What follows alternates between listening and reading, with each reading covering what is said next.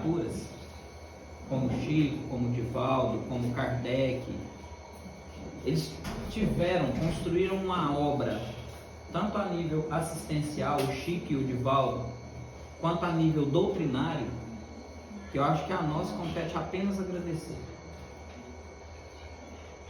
Então, eu não tenho essa facilidade, às vezes, de falar desses grandes vultos. E aí, falar das mães, falar sobre a maternidade. Como falar sobre aquilo que viabiliza a vida como nós conhecemos aqui no plano material. Como sendo eu homem, ter a ousadia de perscrutar o universo feminino, principalmente no referente à maternidade. Aí eu conto com a ajuda, né, da Vanessa, que é o meu espelho, né? Então, são as coisas que eu vi acontecer. Então nós vamos conversar um pouco sobre isso. E aí, para fazer uma coisa um pouco diferente, eu falei assim, vamos, né, abordar os aspectos da maternidade. O que acontece com a mulher biologicamente e espiritualmente? E a nível de mundo, de desenvolvimento humano, qual é o papel das mulheres? Frequentemente, quando nós estamos nos trabalhos de doutrinação ou diálogo fraterno no centro, em diversas obras, né, do Chico, nós vemos a importância da figura materna. Quando às vezes um irmão nosso que está preso a laços de ódio por séculos, depois de dezenas de horas de diálogo fraterno, como nós temos no caso do Divaldo, né, com Máscara de Ferro, ou no... como é que chama aquele que está estudando no Segal agora? O Diálogo com as Sombras, né? A gente vê a importância que muitas vezes, depois de muito trabalho, o que realmente toca e esmorece o ódio é a figura materna.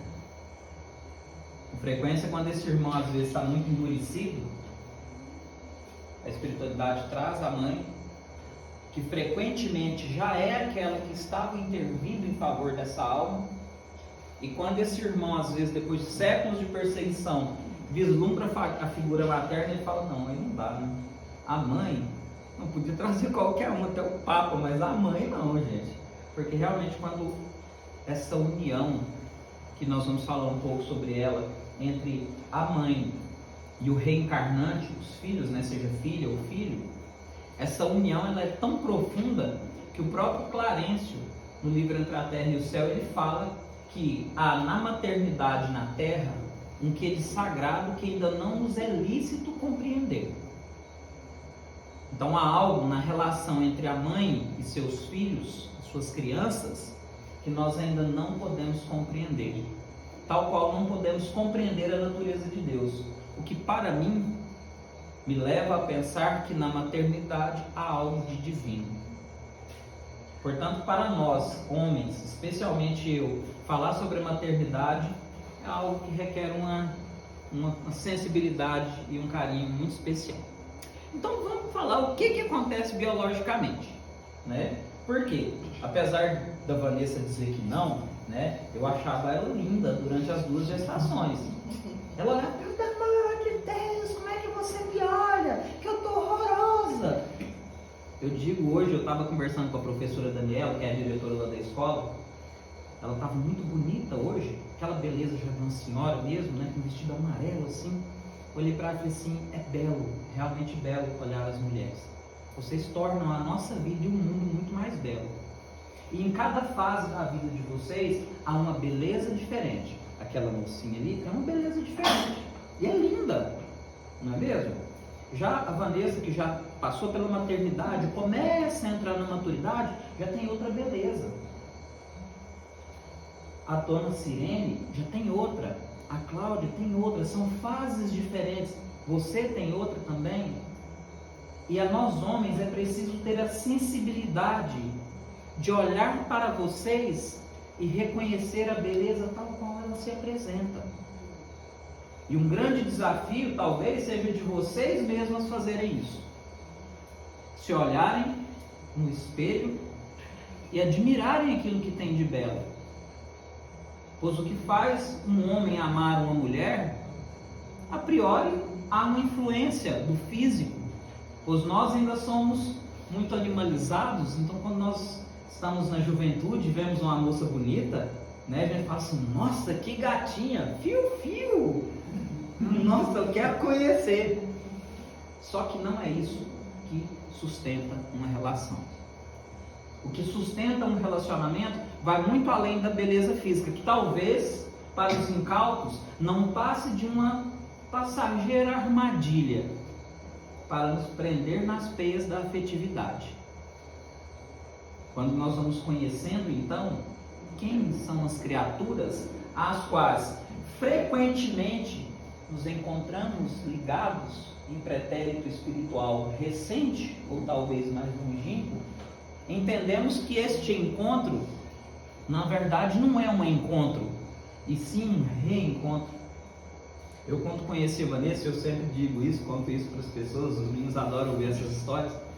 Quando eu a conheci, nós tínhamos 16 anos mais ou menos, né? Uns 15, 16 anos. Quando eu olhei para ela, ela não é brava, de jeito nenhum, né? Eu pensei, falei assim, nossa, eu vou bater com o machado no pé do Angico, Cláudio. Sabe? Eu falei assim, vou derrubar o Angico, daquele erado mesmo assim. Mas eu sabia na minha alma que era ela. Eu sabia que apesar de qualquer dificuldade que eu viesse a enfrentar na minha vida, eu sabia que eu teria a melhor companheira que eu poderia escolher nessa vida. E depois de 25, 26 anos, né, entre namoro e casamento, eu digo para ela que ela é a minha melhor escolha. Pois se eu não tivesse escolhido ela, eu não teria a família que eu tenho hoje. Não teria tido pessoas, que eu vou mostrar lá no finalzinho se der tempo, que fizeram a diferença na minha vida, na minha trajetória moral e espiritual. Eu posso estar aqui hoje, da mesma forma como eu sempre falo para a dona Sirene, porque eu tenho o apoio dela. Pois o seu Zé mesmo, esses dias eu perguntando para o Zé Henrique, né, eu falei assim, sua mãe é brava? Porque a senhora é tão amorosa que a gente custa acreditar que a senhora pode ficar brava. Aí ele falou assim, Declésia, ela tinha que ser, meu pai trabalhava muito, estava sempre lá no Cegal, então ela tinha que fazer a coisa acontecer, então às vezes ela ficava brava assim. Eu falei assim, rapaz, eu quase não falei assim, eu tinha vontade de ver a dona Sirene brava, foi melhor não. Não quero ver a dona Sirene brava não, melhor não. Mas eu fiquei imaginando. E aí eu olho a importância do trabalho que ela faz para nos receber aqui. Da mesma forma que a Vanessa com frequência dá suporte num monte de coisa para que às vezes eu possa preparar uma palestra, preparar uma aula. Aí esse ano eu falei assim, vou dar um presente para ela. Eu vou dar 2 Vale Night para ela, lá no Campo da Paz, pode ir sozinha. Liberei, falei assim, deixa que eu cuido da meninada. Vai cuidar do espírito um pouco. Pois qualquer esforço, meninas, que a gente fizer para retribuir o que vocês nos oferecem, é um pálido retorno daquilo que vocês fazem. Eu costumo dizer que retribuir o que vocês fazem está muito além das nossas forças, das nossas capacidades, visto que quem pede esse gesto de renúncia para vocês é Deus. E em contrapartida, Ele disponibiliza para vocês sentir um nível de amor que talvez nós homens não sentiremos enquanto não vivenciarmos a experiência da maternidade. Infelizmente, frente ao avanço da sociedade tal qual ela se apresenta hoje, com a autonomia e a liberdade que as mulheres têm hoje de trabalhar fora, de ter o seu sustento, isso abriu, com um efeito colateral, um espaço para que nós homens pudéssemos participar de atividades que antes eram estritamente desempenhadas por vocês.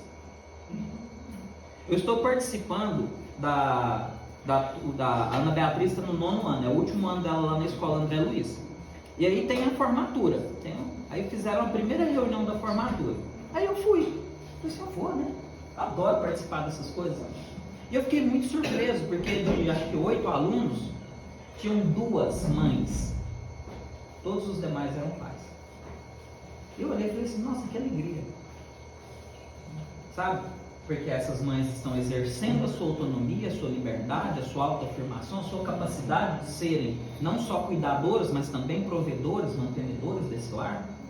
enquanto nós podemos exercer a sensibilização da nossa alma, conduzindo nossos filhos aos balés, às práticas esportivas, consultas médicas, consultas odontológicas. Então, a gente só pode agradecer. Muito obrigado por tudo que vocês fazem. Pois nós temos a nossa mãe e depois temos a mãe dos nossos filhos. Então passa pelo ventre de uma mulher as maiores expressões de amor que há na terra. E além da vida também. Mas vamos falar sobre como que é. Então, durante a gestação, o que acontece? Né? O que acontece? Durante a gravidez, o crescimento do útero e do bebê causa um deslocamento de vários órgãos na cavidade abdominal e torácica. A bexiga é comprimida, o fígado se desloca para cima, a vesícula biliar pode se mover, a pressão do útero também afeta o trato gastrointestinal, causando refluxo e constipação. Quem aqui, quando ficou grávida, tinha muita queimação? Não é? Quem ficava indo no banheiro fazer xixi a cada 10 minutos? 5. Entende? Está explicado aqui, ó.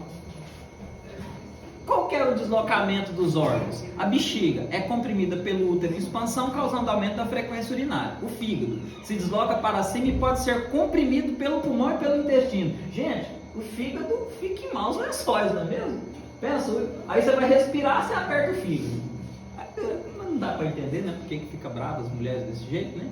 Vesícula biliar pode se deslocar devido à pressão do útero e do bebê. Trato gastrointestinal. A pressão do útero e a ação dos hormônios, como a progesterona, podem causar refluxo, azia, constipação e dificuldades na digestão. Haja antiácido. Acho que no da Sara a Vanessa tomava caixas e caixas de antiácido, né? Os pulmões são comprimidos pelo crescimento do útero, o que pode dificultar a respiração, especialmente no terceiro trimestre, ou seja, nos últimos 3 meses. Gente, eu falo que é impossível uma grávida de 7 meses deitar com a barriga para cima. Se não for para fazer um exame ginecológico, um ultrassom, alguma coisa, não vai, gente. Porque só dá para deitar de lado. O peso que fica em cima é muito grande. Pensa, só o bebê nasce em torno de 4 quilos.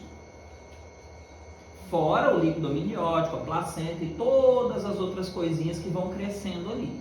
Então, os órgãos vão ceder realmente espaço para que esse útero possa crescer, acompanhando o desenvolvimento, né? Aí ele fala aqui que a pressão do útero também afeta os outros órgãos, como o coração e os vasos sanguíneos, levando a alteração na pressão arterial, frequência cardíaca e fluxo sanguíneo. A mulher se inchava muito as pernas. Eu fazia aquela massagem, né? Aí os pezinhos dela voltavam ao normal. Gente, era 15 minutos em pé, tava parecendo um balãozinho de novo. Aí fomos no médico, o médico não, fez pressão, né? Porque a gente tem medo de inchaço, essas coisas, né?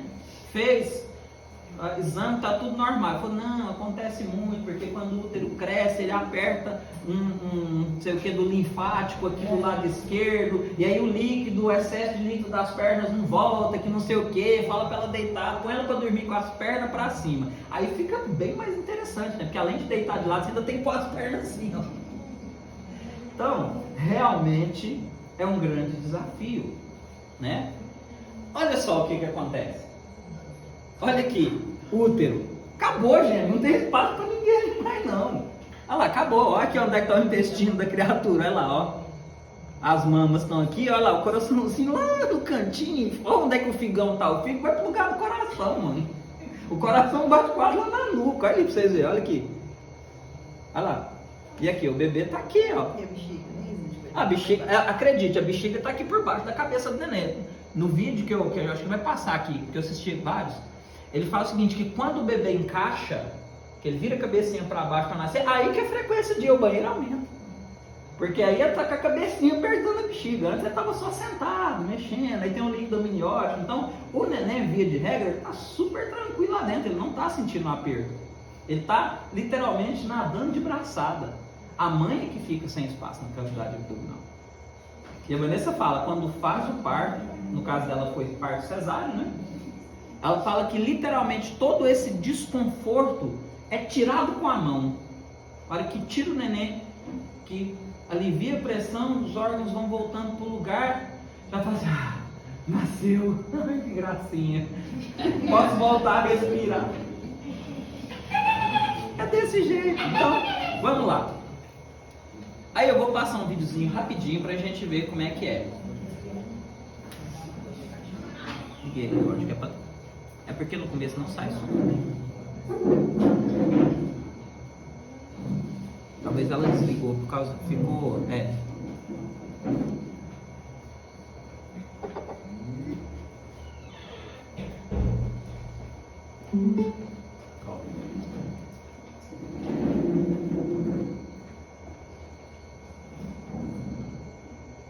In your first few months of pregnancy, hormones flood your body.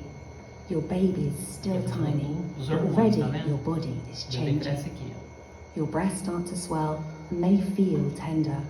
Tiredness, nausea, and frequent trips to the loo are common pregnancy symptoms. In your second trimester, your rapidly growing uterus gradually rises up out of your pelvis.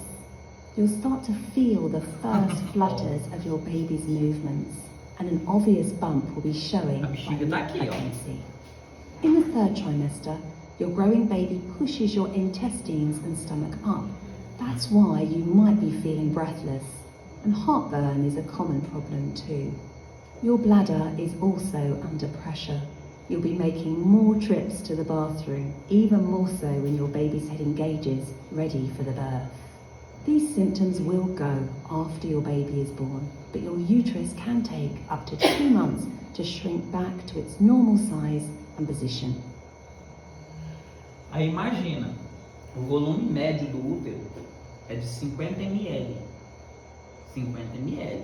Um copo desse aqui tem cerca de 200. Então o volume natural do útero é 1/4 do que cabe dentro desse copo.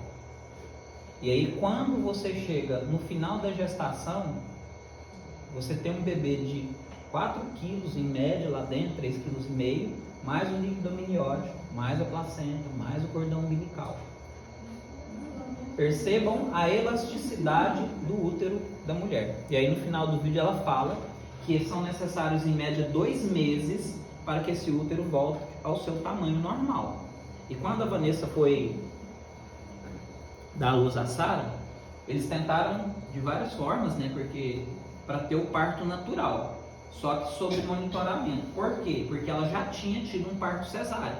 E aí os médicos têm uma ressalva de permitir contrações muito intensas em um útero que já foi cortado cirurgicamente. Mesmo que no caso do Zé já tinha quantos anos? Uns 5 anos? Uns 4 para 5 anos. E aí eles ainda deixaram ela em trabalho de parto algumas horas, assim, para ver se ia ter um parto normal. Mas como ela estava com muito líquido amniótico, o útero nem conseguia contrair de tão grande que estava a barriga dela. Aí eles falaram, não, vamos ter que fazer cesárea mesmo, porque o útero não tem força para contrair, está muito dilatado. E aí nasceu a Sara, um bebezão de 4 quilos, mais ou menos, foi? 3,700. Pois é. E aí, beleza, então, fisicamente deu para ter uma perspectiva do que acontece com o organismo materno? Deu, né? Agora vamos ver o que acontece espiritualmente durante a maternidade. Nas obras do André Luiz, a maternidade é retratada como um serviço espiritual sagrado, onde a alma se dedica a desenvolver qualidades do sentimento e a praticar o amor fraterno. É uma relação com grande capacidade de praticar o amor do Cristo, oferecendo o que há de mais precioso para contribuir com a ascensão espiritual de um espírito que reencarna como filho. Olha só, para a gente ter uma noção do que ele traz aqui sobre a responsabilidade da mãe na condução desse filho. Vamos lá. Então, o que tem? Um serviço espiritual sagrado. A maternidade é vista como um trabalho espiritual de grande importância, onde a alma se dedica a aperfeiçoar o seu amor e compaixão. Porque assim, a gente que somos filhos, a gente nem responde. A gente nem maltrata as mães às vezes, né? Nem somos impacientes ou intolerantes, não é mesmo? Nós não somos sem tempo quando as mães nos pedem as coisas, não é mesmo? A gente sempre tem tempo para fazer, não tem? Porque nós falamos ali sobre o período da gestação. Nós não falamos ao risco à vida durante o parto. Nós não falamos da perda da propriedade do próprio corpo nos próximos meses, ou pelo menos uns 2 anos, né? Porque a hora que o neném dá fome, a mamãe tem que tirar o seio para fora, aonde quer que ela esteja, porque o bichinho está com fome e geralmente ele não vai esperar. E tem muitas pessoas que não têm a discrição de tratar com o devido respeito quem amamenta, tanto a nível profissional quanto em ambientes públicos. A mãe está deitada ali para dormir, finalmente, depois de alguns meses sem conseguir dormir direito. Aí adivinha o que acontece? A cada 2 horas o neném quer fazer o quê? Mamar. Então o sono dela continua picado por meses. E talvez ali, pelos primeiros 2 anos da vida, pelo menos, essa criança depende quase que integralmente da mãe. Tanto que na área psicológica e psiquiátrica, fala que a criança precisa de um tempo para entender que ela e a mãe não são um só. De tão profunda que é essa simbiose que há entre o bebê e a mãe. Né? E aí a gente, muitas vezes, ainda movidos pelas atividades do dia a dia, se digna a maltratar as nossas mães. Quando o exemplo que elas têm, é por isso que ele fala de compaixão, é de uma profunda renúncia, em que ela renuncia a muitos, quase todos dos seus direitos, não é mesmo? Relação de amor fraterno. A maternidade é considerada a relação com maior capacidade de praticar o amor fraterno. Um amor que transcende o amor físico e se estende à alma. A gente volta lá no Clarence, não é mesmo? Existe um quê de sagrado na maternidade que a gente não consegue explicar. E olha, eu estava fazendo um exercício. Vamos fazer? Vamos? Então vamos lá. Feche os olhos aí um pouquinho. Pode sentar confortavelmente, feche seus olhos. Isso. Vamos fazer uma pequena prática aqui. Isso. Respire comigo 3 vezes, profundamente. Expire pela boca. Inspire. Mais uma vez. Agora traga à sua mente a figura de sua mãezinha. Isso. Busque visualizá-la diante de ti. E perceba que mesmo que não surja imediatamente uma imagem, um sentimento de doçura profundo brota no âmago do seu ser. Talvez você seja remetido quase que instantaneamente a um momento de ausência de consciência, mas de percepção de amor. Onde talvez na obscuridade do útero materno, você sente os primeiros liames deste amor se formando. Isso. O som da circulação sanguínea, os batimentos cardíacos do coração materno. Neste momento você entende que há neste mundo, além de você, mais alguém que se importa verdadeiramente com o seu bem-estar.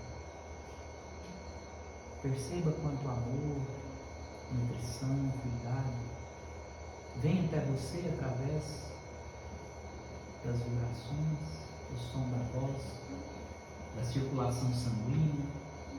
Isso. Permita-se receber este amor. E mesmo que não tenha conhecido fisicamente sua mãezinha, você esteve em seu ventre, sinta este amor. A programação reencarnatória às vezes leva a uma separação, mas este amor que une célula a célula do seu perispírito e do seu corpo físico permanece no tempo e no espaço, dando a você a certeza de que é amado e amado por uma criatura divina que pisou ou pisa sobre a terra.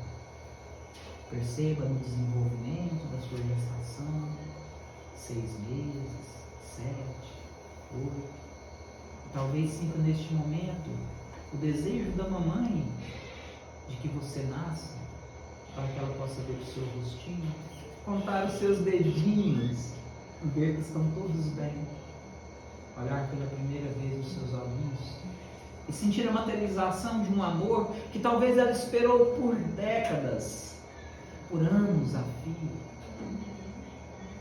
E para aquelas pessoas que são adotivas, reconheçam a sua mãe biológica, que lhes permitiu nascer e que num gesto de amor confiou o seu cuidado, o seu bem-estar a uma outra mulher, para que ela também pudesse te amar e complementar este amor que surge lá na fecundação.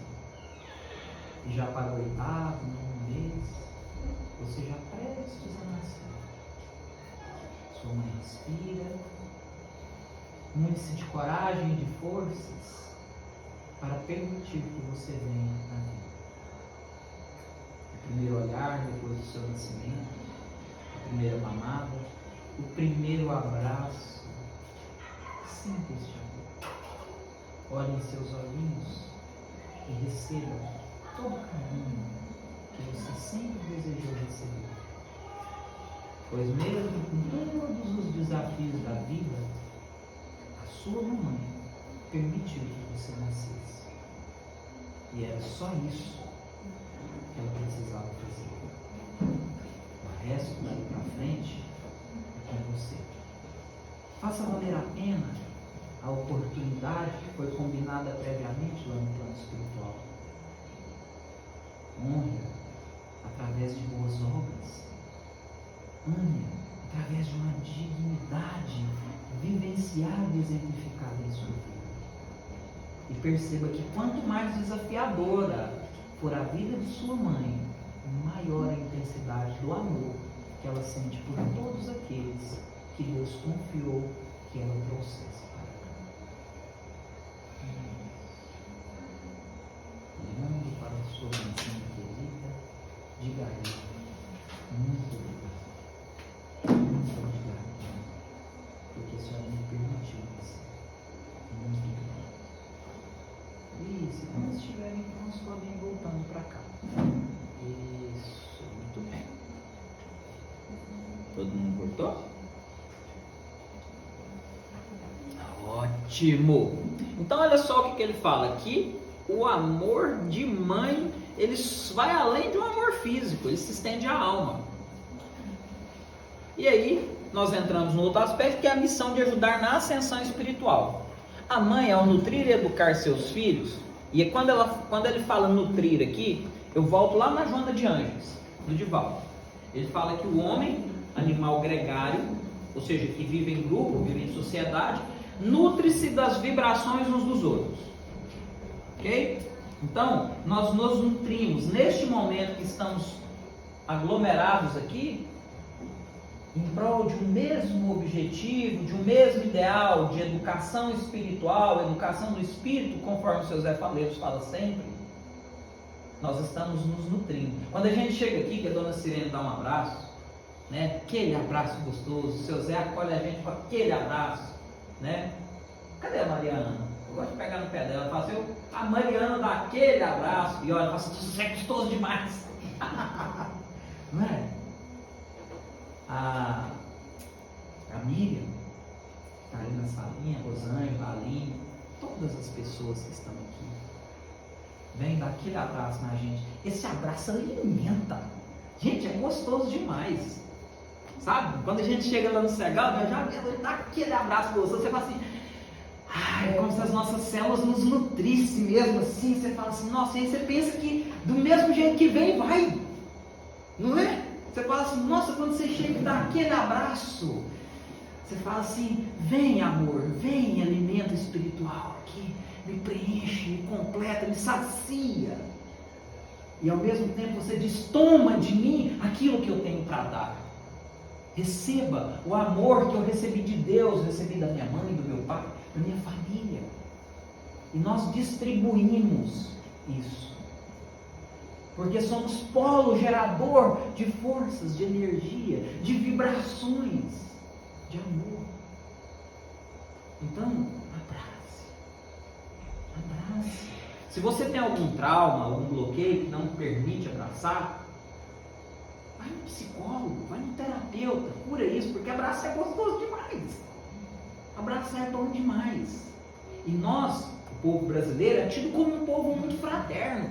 A gente abraça mesmo. Um dia desse, lá no Segor, a gente está falando que para a gente ficar bem nutrido espiritualmente, emocionalmente, nós vamos dar 12 abraços por dia. 12! Eu falei, caramba, eu tenho que abraçar muito mais que eu abraço. Não é? Porque assim nós nos nutrimos. Então, quando ele fala que a mãe nutre o filho, ela não está falando só do arroz com feijão, não. Está falando dessa completude que o amor materno nos traz. Essa sensação de que nós temos um lugar no mundo, pelo menos, que nós estamos seguros e que somos amados, que somos aceitos tal qual nós somos. O colo da nossa mãe. Ali você não precisa fingir. Não perca seu tempo. A sua mãe te conhece antes de você nascer. Nós pais temos isso. Imagina as mães que têm uma união molecular com o perispírito do reencarnante. A gente sabe exatamente a índole de cada filho nosso, o que esperar de cada um. E quem fala que a gente ama filho igual é mentira. A gente não ama filho igual. Desmistifica isso da sua cabeça, é mentira. Você ama todos, cada um de um jeito, porque nenhum deles é igual. Então não se obrigue a amar os seus filhos e filhas do mesmo jeito. Seja verdadeiro, e olha, se não for verdade para você, está tudo bem também. Mas eu falo para os meus filhos, eu amo cada um de vocês de um jeito. Amo o carinho da Sara, amo a sensibilidade do José Júlio, amo a força da Ana Beatriz e amo o jeito meio e doce da Cauã. Então eu amo os 4, cada um de um jeito, porque cada um tem seu jeitinho, é tão gostoso. E talvez o amor de pai, ainda pequenino diante do amor das mães, esteja aprendendo que para amar verdadeiramente uma criatura a gente não precisa querer modificá-la. E eu não estou falando aqui da conduta moral, não. Isso é nosso dever, é nosso trabalho. Conduzir de volta a Deus os filhos que nos foram confiados. Quando a Sara foi reencarnar, nós recebemos uma psicografia. Não sei se foi Deus, foi no Segal, no tratamento. Falando assim, ó, de jeitinho, cuidem bem da nossa Sarinha. Apesar de que ela não dará trabalho, não se esqueçam de conduzir essa alma de volta a Deus. Desse jeito. Então nós prestamos contas. E é por isso que às vezes eu falo para os meus lá em casa, quando às vezes estão fazendo algumas coisas assim que então, a gente sente no coração que não está indo na direção muito boa, e a gente fala com eles, eles ficam meio emburrados com a gente, fica chateado, né? Eu falo para eles, eu não quero a sua aprovação. A minha paternidade diz respeito a mim e Deus, o meu compromisso é com Ele, não é com você. O meu compromisso com você é te conduzir dentro daquilo que eu acredito que é certo. Eu falo para eles, se fosse para vocês serem diferentes, receber valores diferentes moralmente do que aquilo que eu tenho para oferecer, você tinha nascido em outro lar. Se você nasceu no meu, é para aprender o que eu tenho para oferecer, é para receber o que eu tenho para dar. E ainda falo para as meninas, né, que a gente teve esse presente, vocês tinham ido para o lar de outra pessoa. Se vocês estão aqui é porque o compromisso é com a gente. Vocês vão receber todo o nosso amor, todo o nosso carinho, todo o nosso esforço de conduzi-las da melhor forma possível de volta a Deus. Eu não abro mão disso por aprovação de ninguém. Porque sou eu que vou prestar contas a Deus depois. Mesmo? É ela. Então, para os filhos que aqui se encontram, não espere a aprovação dos seus pais, que seus pais aprovam, não. Ou aprovar o comportamento dos seus pais. Não, seus pais fazem aquilo que eles acham que é certo, que é levar vocês em direção ao bem. E vou dizer, muitas vezes nós compreendemos os nossos pais melhores apenas quando nos tornamos pais. Aí nós entendemos um pouco sobre a profundidade do amor materno e paterno. Tá bom? Então vamos lá. O amor do Cristo, né? A maternidade é vista como exemplo, um exemplo do amor do Cristo, que se manifesta em atos de amor, compaixão e sacrifício pela humanidade. Maternidade como dom. A maternidade é considerada um dom, uma oportunidade de crescimento espiritual e de amor.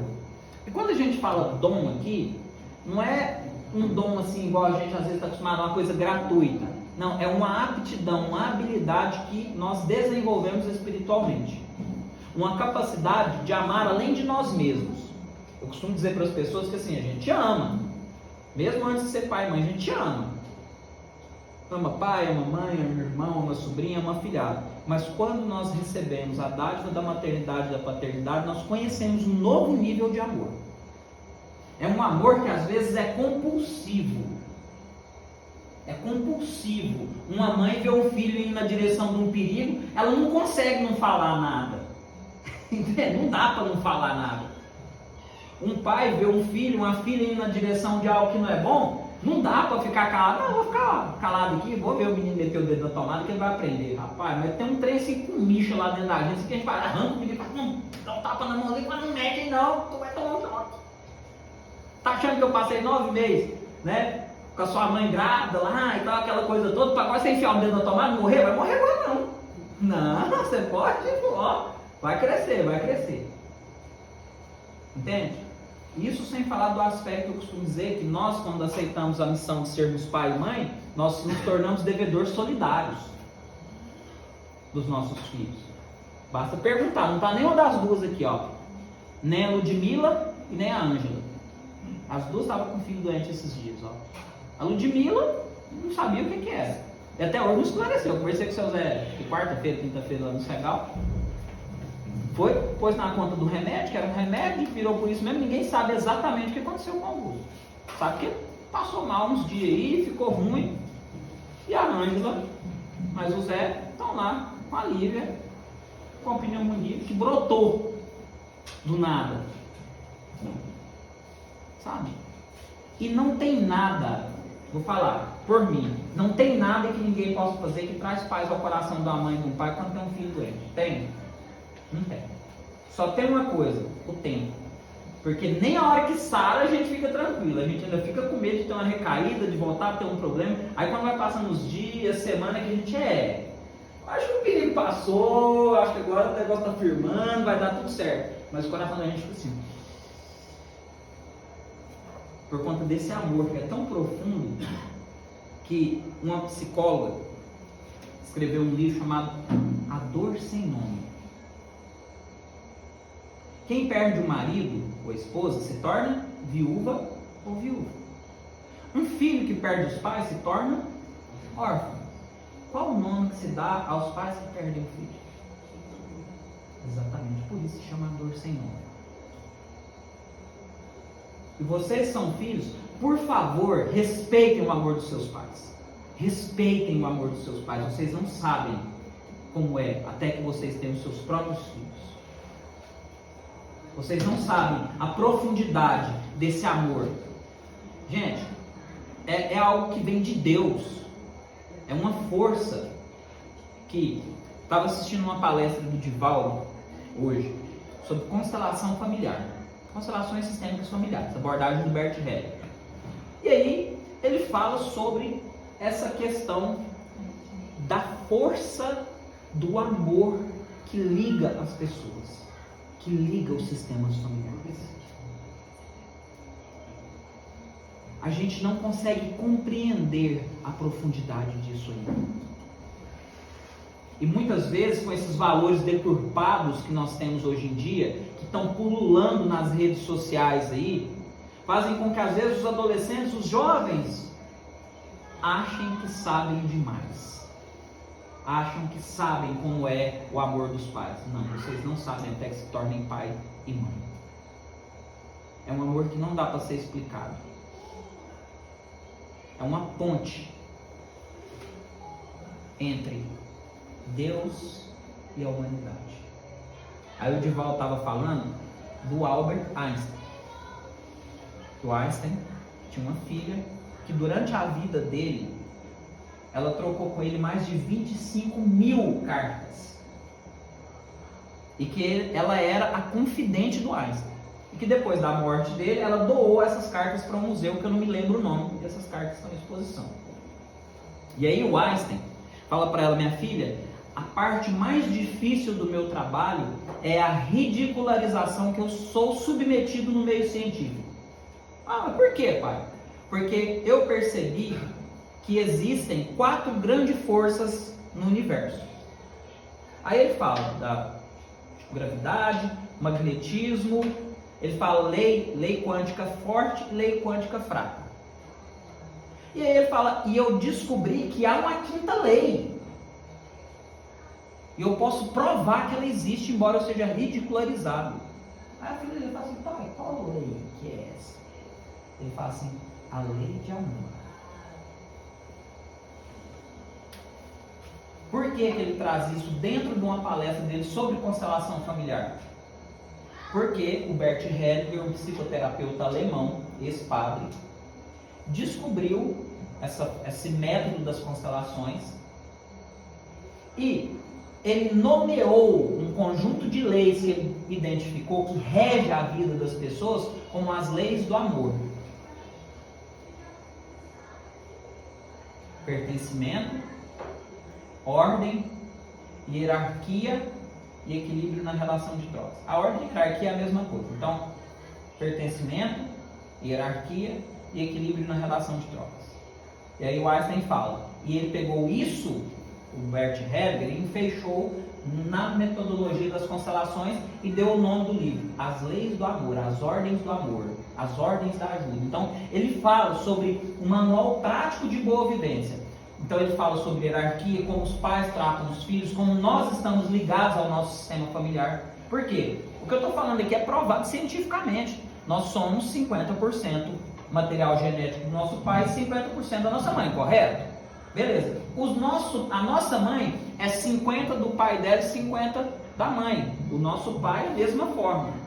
Ou seja, então dos nossos 50%, podemos presumir que veio 25% de cada avô. Desses 25 são 12,5% de material genético de cada bisavô. 6,25% mais ou menos dos nossos tataravós. Então nós estamos fisicamente ligados a um sistema familiar e submetidos a essas leis de amor. E tudo que aconteceu lá escorre para os descendentes. E a gente pega isso e traz lá para Jesus, quando ele fala que fora da caridade, quando Paulo fala que fora da caridade não há salvação, e Jesus fala para a gente amar o próximo como a si mesmo, para a gente não julgar o semelhante. Porque nós estamos todos, conforme a Joana de Ângeles fala, conforme Paulo fala, conforme Jesus ensinava, nós estamos todos física, magneticamente e espiritualmente conectados. Então, esses princípios, a gente cruza várias correntes de pensamento, várias metodologias e identifica uma mesma realidade presente na vida de todos nós. Minha assistente, linda. Ok? Maternidade como dom, mãe como guia espiritual. A mãe é vista como uma guia espiritual para seus filhos, ajudando-os a se desenvolverem moral e espiritualmente. Beleza. E aqui, para a gente ter um exemplo, como é que está a senha aí, Cauã? Não, pode falar. Pode, né? Vamos socar na porta então. Entre a terra e o céu. Gente, olha, eu já recomendei, acho que em março ou no Dia das Mães do ano passado, eu falei mais sobre esse livro, né? Agora eu vou trazer só um breve trecho, porque é muito útil dentro dessa exposição que eu estou falando, né? Esse livro, ditado pelo André Luiz, através do Chico Xavier, ele fala da relação que há, a relação mais cotidiana. Por quê? Quando a gente lê Nosso Lar, a gente fica com a ideia de um separativismo entre o plano espiritual e a vida física aqui. Porque o André, ele foi segregado por cerca de 9 anos e meio da sua família. Né? Ele desencarnou, ficou 8 anos no umbral, e depois de mais ou menos 1 ano de Nosso Lar, que ele pôde visitar a família, e quase que ele volta para o umbral. Ele pegou o pezinho lá, ele olhou e falou assim: perdoar a Zélia e o segundo marido dela, eu esqueci, ou voltar para o umbral, vou perdoar Ernesto, acho que é Ernesto que eles chamam, vou perdoar a Zélia e o Ernesto, ou vou voltar para o umbral? Difícil, hein? Vou perdoar a Zélia e o Ernesto, vai ficar mais fácil, quero voltar para o umbral aqui para o povo correndo atrás de mim, não. Isso depois de 9 anos de preparação no plano espiritual, de esgotamento das ilusões, mas isso se deu em função de um ponto, que é a ignorância. André Luiz reconhece que era completamente analfabeto espiritualmente. Ó, vou falar uma coisa para vocês: o conhecimento traz uma responsabilidade. Nós que aqui estamos e temos conhecimento da vida espiritual, nós nem mais podemos alegar ignorância. Eu não sabia que era assim. Nosso Senhor da Guarda fala assim: ó, caô, eu estava te acompanhando, você, ó, aquela palestra, aquele dia, aquele livro, aquele curso, aquele livro que você leu. Lembra a palestra do Haroldo, do Divaldo, do Chico e tal? As aulas não decaíam, né? Você sabia, né? Então como é que você faz? Não tem jeito. Então não dá pra gente alegar ignorância.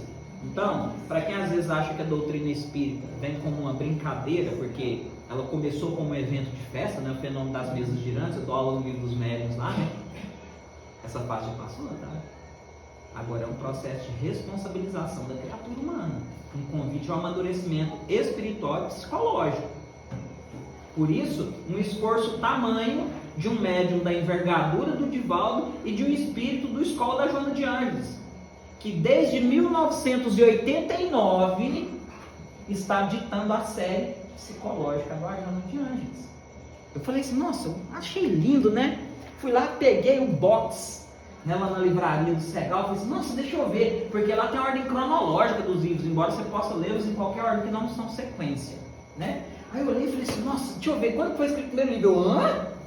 1989, eu falei, peraí, cara, escreve, ela ditou o primeiro livro pelo Divaldo, eu tinha 8 anos de idade, eu morava na roça ainda, tava com a dona Vera, vou mostrar uma foto pra vocês agora aí. Meu Deus, e eu achando que eu sei muita coisa, porque eu li uns 2 ou 3 livros desses, do Animal Gregário. Agora o Divaldo teve caridade, gente. Vocês podem comprar os últimos livros dele, vocês não vão precisar de trabalhar com o celular ligado, com o dicionário do lado, porque a hora aqueles termos mais rebuscados, a editora teve a hombridade de colocar na beiradinha da página o que significa. Então, quando eu li esse livro, tá lá, o homem animal gregário. Eu falei assim, animal gregário? Mas que é gregário, né? Porque é o Divaldo, mas não, ele não podia só falar que era um animal, uma criatura que vive em grupo, que vive em sociedade, não. Tinha que falar que era um animal gregário para ampliar o meu vocabulário e eu falar mais bonito aqui para vocês, né? Aí eu fui, peguei o dicionário para ver o que era e descobri. Agora não, agora já vem escrito na beiradinha do livro, né? E aí a gente pega e fala assim, o que leva esses dois espíritos a empreenderem tamanho esforço? Será que é o índice de suicídio? Que está acontecendo cada vez com idade menor? Crianças de 13 anos se jogando de prédio? 11, 12? Será? A situação não deve estar muito simples, afinal de contas o Segal, na quarta-feira, colocou a turma para estudar memórias de um suicida. Por quê? Para a gente estar preparado para quando alguém dizer alguma frase-chave, vontade de desistir de tudo, não sei o que são frases que indicam que a pessoa está cansada, sabe? São frases código que a gente precisa ter atenção. Por isso. Porque o ser humano ele vive nesse momento um período muito delicado, gente. Porque nós não vivemos mais apenas pelas necessidades da matéria, mas ainda não estamos devidamente educados espiritualmente para priorizar as necessidades do espírito. Então nós ficamos meio perdidos neste momento. Nossas prioridades estão meio vacilantes. E nesse momento é muito perigoso para a criatura humana. E muitas pessoas estão, sim, tirando a própria vida, instaurando doenças psíquicas, doenças emocionais, doenças espirituais, em função de não olharem para as próprias emoções. Eu trabalho na área de psicoterapia desde 2015, onde eu fiz o meu primeiro curso. E quando eu fui entrando nessa área, uma das primeiras coisas que eu fiz foi entender melhor Jesus. Eu falei, mas o que tem a ver declarar área de psicoterapia, PNL, coach, constelação, renascimento, regressão de memória, reiki, essas coisas tudo com Jesus? Porque uma das primeiras coisas que a gente entende quando a gente começa a trabalhar com atendimento de pessoas é que a gente não deve julgar ninguém. Sabe aquelas pessoas meio estranhas que às vezes aparecem na sua vida assim? Uns que é muito calado, uns que é muito triste, uns que são meio diferentes, assim, destoam do padrão? Com o tempo de atendimento eu percebi que todas essas pessoas tinham motivos para ser exatamente como elas eram. E algumas, quando eu terminei o atendimento, eu falei assim, tu é top, viu? A pessoa olha para mim, por quê? Porque se eu fosse você, estava muito pior que você chegou aqui. Porque às vezes quando você conhece o fardo que aquela pessoa carrega, você fala, tu ainda está vivo, andando, respirando. Você ainda conseguiu casar, ter filhos depois dessa história toda? Aí você olha e fala assim, caramba, aí você começa a admirar a força e a grandeza de um ser humano, independente de como ele se apresente para você. Isso educa a alma. Então, eu gosto disso. Mas vamos falar da terra e o céu, né? Então o que acontece? Resumindo aqui, ela conta a história do Júlio, de duas reencarnações dele, né? Um como filha da Zulmira e outro como filho da Odila. Eu não sei, você aqui vai falar qual que veio primeiro, não. A primeira e a segunda esposa do pai dele, né? Inicia-se o processo de formação do novo corpo físico do Júlio. Aí ele fala que, em função da brevidade da encarnação, porque era uma encarnação expiatória de curta duração, não foi necessário planejamento reencarnatório mais extenso. O que acontece? O Júlio, ele era um soldado brasileiro na época da Guerra do Paraguai. E aí eles tiveram lá um triângulo amoroso com o pai, entre aquele que agora é o pai, ele e um outro rapaz lá que gostava de uma moça lá que era uma cantora muito bonita, uma cantora paraguaia muito bonita e tal, e virou aquela confusão e ele termina, ele tenta cometer o suicídio, bebe lá uma substância qualquer lá, pelo que eles falam, algo ácido, mas aí os colegas conseguem salvar ele, ele não morre. Só que ele, adivinha, acontece com ele o que acontece com muitos de nós. A gente não dá certo a primeira vez que a gente tenta fazer uma coisa errada, não. Você sabia disso? Às vezes a gente pensa assim, fui lá e roubei a mulher de alguém na encarnação passada. Você acha que assim, você chegou lá a primeira vez e falou assim, oi, tudo bem? Vamos, larga seu marido, vem comigo. Você acha que foi assim? Acho que não. Você seduziu ela, resistiu a você, você forçou, você foi lá e matou o marido, você foi lá e sequestrou um filho, porque você não queria parar, você queria aquela mulher para você, ela tinha que ser sua. Então você persistiu no caminho da ignorância. Seu anjo da guarda estava assim, ó, larga essa mulher, rapaz, não mexe com isso não, você vai arrumar um débito espiritual gigante para você. Você fala, me deixa eu fazer o que eu quero. Aí a lei divina faz o quê? Ok, só que como disse Jesus a Eliú, quando Eliú, vendo o nível de atrocidade que estava se cometendo no Brasil em função da escravatura, foi chorar as pitangas para Jesus, falando assim que estava muito difícil o negócio aqui. Jesus para Eliú, ou Iléu, né? Entende uma coisa, não há uma só gota de suor, sangue ou lágrima que for derramado que ficará sem o devido ressarcimento. Eu volto lá no Haroldo Dutra Dias. Ele fala assim, ó, se a maldade não tem limites, a dor também não. Então a nossa dor é proporcional à nossa persistência, à nossa burrice espiritual. Porque a gente não consegue fazer a coisa errada de primeira, a gente persiste. E aí, adivinha? Quando a gente pega uma obsessão, né, daquela complexa, você quer ir lá no Segal, tomar 3 passos e está curado, em nome de Jesus. Adivinha? Não, filhinho, você ficou 20, 30 anos persistindo naquele erro, você acha que você vai curar com 3 passos? E uma oração? Como diz o Divaldo, vai cantar para subir? Não, filhinho, tu vai ter que ralar, filhinho, tu vai ter que ralar. Foi lá roubar o marido da outra, matou os filhos. Persiste, entende? Então, a gente precisa entender um pouco sobre isso. Aí o Júlio não desistiu. Aí depois, ele esperou um dia que os colegas teve uma festa lá no grupamento do exército, ele foi, se jogou dentro do Rio Paraguai e conseguiu, desencarnou. Aí a primeira reencarnação dele é como o Júlio. Ele nasce, e aí a mãe biológica desencarna e o pai tem um segundo casamento. Esse segundo casamento, a mulher não era muito fã dele não, ela tinha ciúme dele com o pai, porque o pai amava ele profundamente, porque eles eram muito amigos. Houve o desentendimento em função do triângulo amoroso, mas ele sabe aquele amigo irmão? Eles eram daquele jeito. Então o pai a segunda mulher tem ciúme. E aí um dia vai pra praia, aquela coisa. Aí de repente o menino tá indo pro fundo. Ela olha e fala assim, Não é nada não. Ó. Morreu afogado o menino. Ela deixou, ela facilitou o afogamento. Ela sabia que ele estava indo pro fundo, que ele podia morrer afogado. O que ela fez? Não é meu mesmo. Morreu. A hora que ela viu ele afogando, que ela escutou, ela já caiu em si. Meu Deus do céu, quando ela chegou lá, você acha que eu tenho que salvar? Eu acho que não. Aí imagina a primeira mulher, que era mãe biológica da criança, imagina quando ela ficou assim, nutrindo um afeto por essa segunda que facilitou o afogamento do filho. Aí entra um processo obsessivo violento que joga a segunda mãe na cama. Ela entra em um processo depressivo que ela chega a receber transfusão de sangue para não desencarnar. Aí o Clarencio vai lá, busca uma irmã Clara, que é um espírito que há mais de 2000 anos trabalha em prol de um grupo de espíritos, uma missionária mesmo. E ela consegue convencer a mãe biológica a deixar a perseguição, refazem, resgata a criança, porque uma das coisas que acontece às vezes com o obsessor, gente, com os nossos irmãos que nos perseguem, é porque às vezes ele persegue por causa do filho que morreu, da esposa, do marido que foi assassinado, mas às vezes esse ente querido já foi resgatado, já está lá no plano espiritual esperando há décadas, há séculos. E o obsessor está lá atrás de quem prejudicou. Aí ele fala, deixa eu te perguntar comigo, por que tu está aqui? Porque foi lá, traiu, matou meu filho. Tá, então só me respondeu, cadê teu filho? Ele não está aí contigo, não?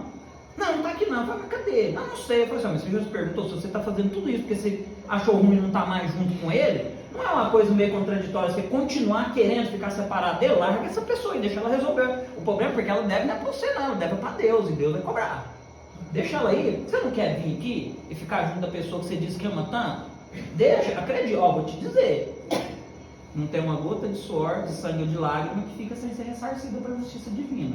Deixa ele, vem cuidar de quem você ama, vem ficar bem para você estar junto de quem você ama. Às vezes esse entendimento facilita o processo de perdão, porque o processo de perdão ele é construído. Você vai falar assim, perdoa em nome de Jesus. Não, meu filho, não é assim não. Você tem que conversar, esclarecer, criatura. Por isso que não é mais doutrinação, é diálogo fraterno. Você tem que passar a mão no ombro do espírito ali, ó, com amor e carinho, e falar assim, não, calma, tá tudo bem. Eu sei, é difícil, não é? É difícil, eu sei, calma, vai dar tudo certo. É acolher, dar amor para alguém que às vezes está há décadas, séculos sem receber amor de ninguém. E aí, essa mãe perdoa, e aí eles chamam essa mãe biológica, né? E ela leva a mãe, a segunda esposa, lá na instituição, no plano espiritual, onde essa criança já está em recuperação, que criança não fica pagando o plano espiritual, todas são socorridas, não tem criança no umbral. Todo espírito que desencarna na infância, ele é socorrido automaticamente, ele não fica aqui embaixo, né? Aí chega, mostra para ela, fala assim, olha, você gostaria de receber como filho e dar uma outra oportunidade para ele? Ela falou assim, meu Deus, eu posso? Sério que eu posso ser mãe dele agora? Pode, você me concede? Porque o Júlio precisava de uma segunda encarnação. Ele morreu afogado? Ele morreria afogado de todo jeito.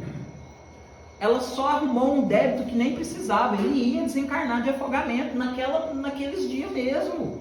Era programação encarnatória dele. Só que ela foi negligente e com isso contraiu um débito.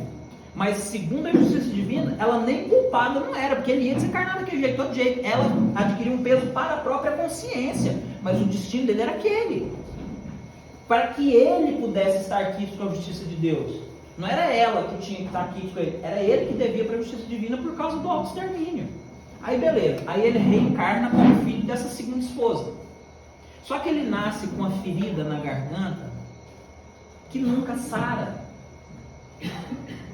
E apesar de todos os esforços empreendidos, adivinha o que acontece? Ele desencarna antes dos 2 anos de idade novamente. Porque uma desencarnação de afogamento foi como ele efetivamente cometeu o auto-extermínio, e a outra desencarnação em função da ferida que ele trazia na garganta, em função de ter bebido uma substância qualquer lá e tentado se matar. Ou seja, aí ele resgatou os dois. Aí pegaram ele, levou para o plano espiritual e falou, pronto, agora a próxima reencarnação dele já vai ter programação, porque agora ele já vai para completar a reencarnação, viver até a velhice, se não fizer nenhuma arte. Aí adivinha o que acontece com essa segunda mãe? Meu Deus, aí eu fui deixar a menina afogar, agora perdi meu filho também. E meu Deus, eu sou a última das últimas das mães, não sei o que e tal. Aí, vai lá, chama de novo, porque a gente dá trabalho para eles. Fala assim, não, vem cá, meu irmão, peraí, deixa eu te falar, calma. Aí a mãe, a primeira mãe, leva essa mãe de novo lá na mesma instituição e fala para ela assim, ó, aponta ele no berço dormindo, fala assim, lá o nosso filho. Ela fala assim, nossa, nós compartilhamos o mesmo filho. Agora eu entendi por que é que ele desencarnou. Aí a primeira mãe fala para ela, você aceita ele novamente como seu filho, só que agora ele vai viver. E aí ele tem um novo planejamento reencarnatório, que ele vai completar. O livro termina quando ele reencarna pela segunda vez. Aí aqui, ó, ele fala do processo de formação. Ele fala que o Júlio, quando ele foi levado para próximo da mãe, o casal mantém relação, leva algumas horas para o espermatozoide percorrer a distância da vagina até ele encontrar o óvulo e fazer a fecundação, correto? O óvulo está rolando pela trompa e o espermatozoide está subindo. Em algum lugar ali eles encontram. E aí, não é aleatório, tá? Se vocês acharem que é aleatório, sabe aquelas coisinhas de autoajuda que a gente vê? Ah, você é um vitorioso, entre bilhões de espermatozoides, você foi lá e... Não, esquece que aquilo é só para quem não tem conhecimento espiritual. Porque a espiritualidade separa o gameta que vai penetrar no óvulo. Não é aleatório não, tá? Porque dentro do material genético está contido no espermatozoide. Concorda, gente? Ó, raciocínio. O óvulo geralmente solta um, correto? Quando é bivitelino, aí solta dois. Mas quando é univitelino, gemelar univitelino, é um óvulo que se divide em dois. Mas, via de regra, a mulher libera um óvulo. Então, o material genético feminino não tem escolha. É aquele. Agora, o espermatozoide, não. Tem bilhões de opções para ser você. Aí, vamos pegar a tua ficha, falar assim, Vanessa Rocha. Não pode ser rica. Já foi rico e se deu mal, então assim, põe lá, não pode ter, pode sobrar um dinheirinho, mas não vai ficar milionário não. Não vai ficar milionário não. Não vai ser muito grande, nem bonita demais, sabe aquelas modelos? Não, porque da última vez que você foi modelo deu ruim também, então não vai funcionar não. Vai ter que nascer no Brasil, porque é o lugar que tem mais médium. Aqui, ó, nossa senhora. Nossa, vai ter que receber fulano, ciclano, beltrano como filho. Ó aqui, vai ter que adotar. Porque já fez arte como mãe, o Adeclair já fez arte como pai, ó, vocês dois vão casar, viu? Aqui, ó, ele foi parceiro seu nas coisas erradas lá atrás, vai ter que ajudar a arrumar agora. Tá. Então é o seguinte, o espermatozoide que vai dar origem à Vanessa precisa ter essa e essa característica. Aí os técnicos da espiritualidade vão lá no meio de bilhões, aquele espermatozoide consegue penetrar o óvulo. Não é aleatório. E aí você fala assim, nossa, mas do jeito que você falou não ficou legal. Porque o esperma tem bilhões de opções de material genético. Né? A mulher não tem, só tem um óvulo e tal, então é aquilo lá mesmo. Mas aí é que é o ponto. Um dia desses me chamaram, porque a Maria Emília adora me dar desafio. Chamaram para ir dar uma aula lá na escola de formação sobre espiritismo e evolução. Aí, como diz o meu amigo Eurípides Júnior ali, falar sobre Darwin, sobre mais uma galera que eu nem lembro o nome lá, os teoria da evolução e um monte de gente lá, Marx, Darwin, não sei o que. E aí lá ele descreve como é o processo de desenvolvimento embrionário humano. E as influências que existem durante o processo de formação do perispírito no ventre da mulher. Aí você fala, opa, agora eu estou entendendo de onde que começa a formar esse vínculo tão intenso, tão poderoso entre a mãe e o filho. Aqui ele fala, aos olhos externos, por quê? Namorou, aí o espermatozoide foi lá e encontrou. Quando vai encontrar, o que a espiritualidade faz? Esse espermatozoide, pronto. Aí vai lá e faz, dá um nozinho lá e liga você, que vai reencarnar naquele embrião que vai formar. A partir dali, já foi feito lá no plano espiritual Antes de você reencarnar, tu já sabia, geralmente, que ia casar com fulano, que era quem tinha compromisso, que ia receber ciclano de filho, que esses seriam os compromissos seus, do esposo, da esposa e tal, dos filhos. Então já tem um planejamento. É igual você sair daqui para São Paulo. Você não entra no carro e vai sem saber onde você vai parar, se você tem quilometragem boa o carro, se tem combustível, se precisa trocar o óleo, trocar o pneu. Né? Você faz o planejamento. Aí você começa a viagem. Então, quando você faz essa programação lá no plano espiritual, que você escolhe, você já prepara tudo, você já sabe as cidades que você vão nascer, geralmente, qual que é a programação de onde vocês vão reencarnar, porque pensa, ela nasceu em Goiânia, eu nasci em Tumbiara. Estava perto, né? Não, mas a gente se conheceu lá em Uberlândia. Né? Por cargas d'água, assim, coincidência, ó. Né? Meu tio vendeu um bar que ele tinha, porque na época não tinha distribuidora de bebida, e comprou um bar no bairro onde ela morava. Assim, ó, o bar era aqui, a casa dela era aqui. Aí eu conheci ela. Ah. E aí, adivinha pra onde a gente mudou depois que a gente casou? Pra Goiânia de volta. Aí um dia, eu virei pra tia Rosa lá no Cegal e falei, tia Rosa, tô preocupada. O que, meu filho? Porque a tia Rosa, amor, né? O que, meu filho? Tia Rosa, às vezes eu acho que eu posso estar no lugar errado, eu já fiz tanta coisa diferente. Ela parou, falou assim, não, meu filho, não me preocupa com isso não. Ninguém está no lugar errado. Eu te afirmo com certeza que você está exatamente onde você deve estar. Obrigado. Então, a gente faz toda essa preparação. E aí, o Júlio, quando fez essa ligação, o André Luiz, eles vão acompanhando o desenvolvimento gestacional, ele fala que o Júlio ficava com uma abraçada. Vem cá um pouquinho assim. O Júlio ficava assim, ó, de lado aqui. Ele ficava agarradinho na mãe aqui assim, ó. Que nem, sabe aqueles bichinhos, o macaquinho que carrega o outro pregadinho? Obrigado. Daquele jeito, ele, perispírito, já miniaturizando, ficava grudadinho aqui na mãe. Fisicamente grudadinho na mãe. E que, aos olhos externos, ele ia desaparecendo. Sabe aquele filme de fantasma que é meio transparente, assim, você vê através? Daquele jeito, ele ia desaparecendo. E o mais interessante, sendo absorvido pelo organismo materno. Você fala, opa, peraí. E aí, nesse livro, eu não sei se eu coloquei tudo aqui. É que ele fala, ó. O perispírito do reencarnante, ligado ao centro genésico feminino, experimenta a ação de forte corrente magnética. Quais foram as forças que o Einstein falou que tinha? Uma delas não era? O magnetismo? Olha lá, ó. Ou seja, o ventre de vocês, ele atrai o reencarnante. Ele conduz o processo de miniaturização perispiritual. Olha pra vocês verem o que a mágica que acontece aí com vocês.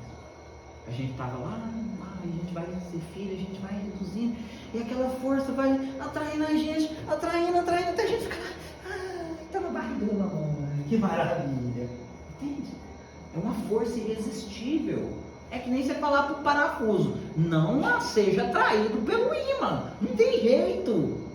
É mais forte do que o parafuso. Ele vai ser atraído. Então, nós somos atraídos para vocês, mulheres. Sejam as mães, sejam as esposas. Isso é um processo de atração natural. Deus planejou o processo desse jeito. A gente só segue o fluxo, né? Assim, sob o efeito de forças sutis, ocorre a redução do volume perispiritual através da diminuição dos espaços intermoleculares. Você fala, peraí, deixa eu ver se eu entendi. As moléculas do perispírito vai reduzindo o espaço que há entre as moléculas que formam o perispírito. Esse magnetismo que vocês têm no aparelho reprodutor das meninas é tão intenso e poderoso que ele faz o perispírito diminuir, encolher, ficar petitinho. Para chegar lá no nível nano e depois começar uma nova expansão, seguindo aquele fluxo que os físicos trazem de que o universo está constantemente em expansão e contração. Então nós somos contraídos, atraídos pelo ventre, seguindo essa corrente magnética que causa a redução do espaço intermolecular, e depois nós somos expandidos novamente através da formação do novo corpo físico, certo? Toda matéria, e aqui ó, entra uma parte importante. Quem não entendia sobre os enjoos, eu vou falar o porquê, porque o Clarencio conta pra gente aqui. Toda matéria sutil que não será utilizada na formação do novo envoltório fluídico é restituída ao plano etéreo. O organismo materno funciona como poderoso filtro, purificando os fluidos perispirituais do reencarnante, para em seguida devolvê-las a ele mesmo na formação de um novo envoltório fluídico.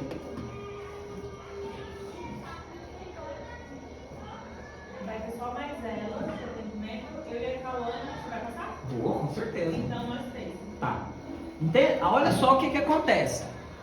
O organismo matéreo pega toda aquela matéria que estava, porque ainda é matéria mesmo, o perispírito ainda é matéria, ainda mais aqui na Terra, né? Nos outros lugares ele se torna diáfano, quase material, mas aqui ele ainda é muito materializado, né? Então o organismo materno pega essa matéria-prima que está aqui no perispírito do Declair, recicla ela, recicla. Então vocês têm os de reciclagem também. Recicla, devolve para o plano etéreo aquilo que não vai ser utilizado e que não está legal, e permite que passe para a formação do novo perispírito só aquilo que está, ó, joia, ou que seja compatível com o projeto reencarnatório do reencarnante. E aí, é por isso que as mulheres experimentam enjoo durante a gestação. Guiando o processo de formação do novo corpo físico, o perispírito atrai e acumula sobre si a matéria orgânica necessária à formação de um novo veículo carnal. Então, ele diz, que eu sintetizei as informações, é muito rico o capítulo, que a mulher, ela experimenta os enjoos em função desse processo de filtragem. O organismo dela vai barrando os fluidos que não estão legais e vão deixando passar só. Então, ela funciona como filtro. Então, ela suja perispiritualmente, bloqueia, e ela já é o primeiro processo de anteparo das mães, permitindo que passe para o filho só aquilo que tem que passar. Entende? A mente materna, aqui gente, ó, aqui lembra que eu falei do óvulo? Que eu falei assim, ó, parece que nem é justo, né? Porque são bilhões de espermatozoides, é só um óvulo, né? Aqui ele começa a contar mágica. Isso vem lá da aula de teoria da evolução e doutrina espírita. A mente materna exerce, então, forte influência nesse processo, sendo causa de diversas características do ser em formação. Espera aí. Lá no Mensageiros, quando eles estão estudando a mediunidade, o André Luiz traz para nós que a epífise, ou glândula pineal, é responsável por imantar os gametas, magnetizá-los, com as características não só físicas, mas psíquicas do reencarnante. Então nós, como pais, nós magnetizamos os nossos próprios gametas e as mães também, imprimindo neles as nossas características psíquicas que vão para os nossos filhos. E assim, gente, eu vou contar uma coisa para as mães. Vocês querem uma dica massa? Vocês não ficam embirrados com o pai não, porque quando vocês embirram com um aspecto do pai, vocês psiquicamente, vocês ficam assim, eu tenho ódio do jeito do fulano ficar mexendo no cabelo e fazer tal coisa, e fazer tal coisa. Adivinha o que acontece com o meninozinho, que a meninozinha está na barriga formando? Vai vir igualzinho, porque você fixou o pensamento. O universo não conhece a palavra não. Minha irmã é a prova disso. Eu, quando era menino, quando eu me emburrava, eu fazia um bico, assim, ó. Eu tinha os dentes para fora, assim, aí que eu fazia aquele bicão mesmo. Ela virava e falava assim, nossa, eu tenho uma raiva desse bico, eu tenho uma raiva desse bico. Adivinha como é que minha sobrinha nasceu? Ela falou assim, ai que ódio, se eu soubesse que era seu, eu não tinha ficado com ódio do seu bico. Eu falei, tarde demais. Então, aquelas coisas você fala assim, nossa, mas você é a cara do seu pai, desse jeitinho. Obrigado, mamãe. Foi a senhora que ficou pensando nessa parada aí e tal. Né? Agora, não tem jeito, já foi. Não dá para desfazer o processo. Né? Então, ele fala disso. Né? Além disso, o reencarnante também influencia no processo de formação do novo corpo, efetuando a somatização dos seus méritos e deméritos no processo de divisão celular. Gente, aqui é uma coisa mágica. A ciência, não consegue explicar. Eles consideram um erro no processo de duplicação celular. Por quê? Nós não somos exatamente iguais aos 50% do nosso pai e 50% da nossa mãe. Há uma variação de 0,00 alguns por cento lá. Isso, nesse livro lá, ele fala que é resultado do progresso que o espírito já fez. Então, como ele reencarnou, aprendeu algumas coisas, foi lá para o plano espiritual, aprendeu mais, trabalhou, se preparou, quando ele vai reencarnar, a força psíquica dele determina e impregna no material genético essas modificações. E é assim que a espécie humana evolui. Por isso que os filhos vão, em certos aspectos, superando os pais.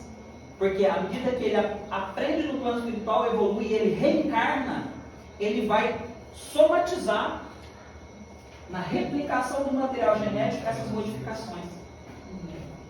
Entende? Aí é onde acontece. Fora isso, ainda tem um outro elemento que é os construtores, os espíritos construtores, sabe os técnicos de reencarnação? Eles vão lá e guiam o processo para que determinadas características genéticas passem ou não para os filhos. Por exemplo, a dona Laura, a mãe do Lísias, quando ela vai reencarnar lá no nosso lar, ele fala, olha, a dona Laura tem uma preocupação muito grande com a questão do sangue que vai correr em suas veias. Ela não quer estar totalmente submetida às leis genéticas. Então ela utilizou parte dos bônus horas dela para garantir que nada que fosse negativo, geneticamente vindo dos pais, chegasse até ela. E os técnicos fizeram o quê? Opa, peraí, tinha um probleminha do coração aqui, ó, que a mãe, pai, tem, vô, ó, esse problema do coração, conserta esse cromossomo aí, esse aqui não. Esse aqui não pode ter esse aqui não. Ah, aquele lá veio espírito.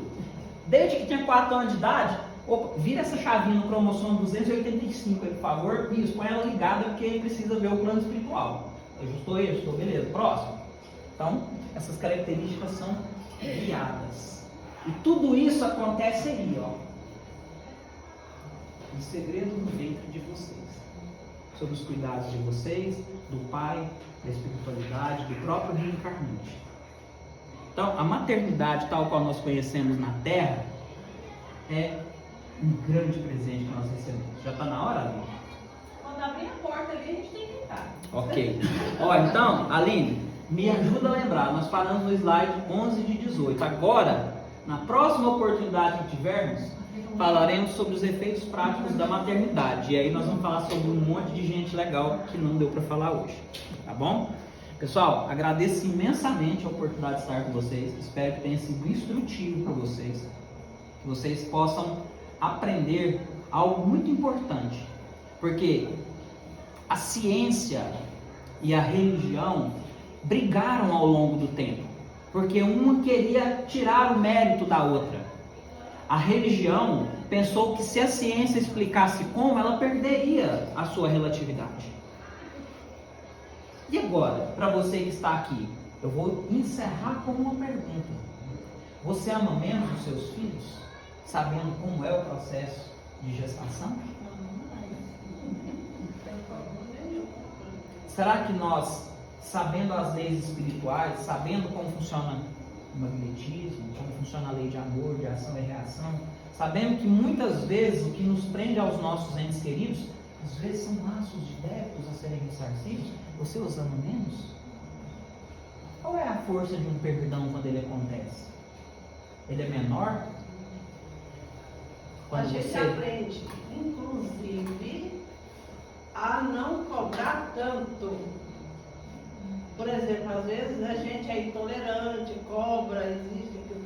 Mas quando se trata de alguma dificuldade entre mãe e filho, a gente já muda aquilo, para que aquilo não interfira na vida dele. Entende? O convite ao amadurecimento psíquico, psicológico da humanidade, espiritual neste momento, é para quê? Mesmo compreendendo como funcionam os desígnios de Deus, nós continuemos admirando a sua obra. Não é porque eu sei como um corpo físico se forma que eu vou deixar de me encantar com a criatura. Ame, sirva, trabalho e espero.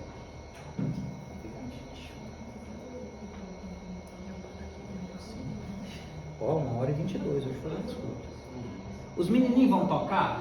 O Júnior vai. Vai, porque senão eu ia pôr música aqui, então não vou. O Júnior vai. Não, diz que eu tô. Ó, vou falar uma coisa, agora é contigo. Entendeu? Agora eu vou lá pra dentro, geralmente quando eu vou lá pra dentro, a hora que o seu Zé vai rezar, ele fala assim, ó, lembra que agora vocês aqui é tudo paciente, o rapaz, entendeu o recado? Vocês esquecem tudo que você viu lá fora. Gente, muito obrigado. Meninos, feliz mês mais ou menos pra vocês, tá bom? Deixa eu ir lá pro fundo, porque senão eu perco a vez. Como é que